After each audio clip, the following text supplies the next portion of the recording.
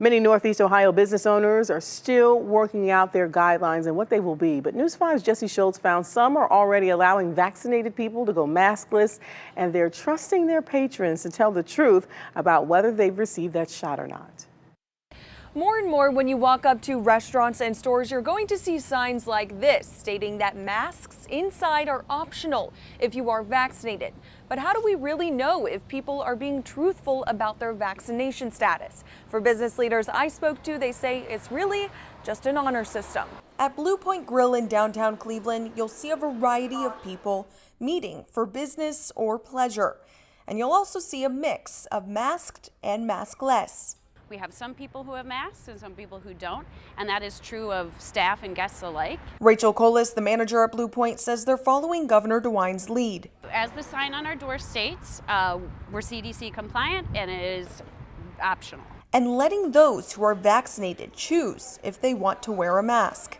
For some people, it's the first time they're going into an establishment and taking their mask off, and it's like watching them get a gift.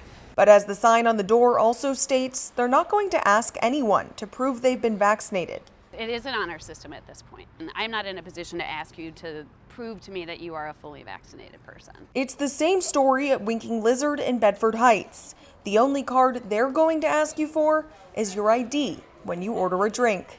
We can't have a 17 or 18-year-old host going up and asking an adult whether they're vaccinated or not. It's just not. It's not reasonable. But Sharona Hoffman, a professor of law and bioethics for Case Western, says other businesses just may require that proof. People are free to just not go into the business if they don't want to show it.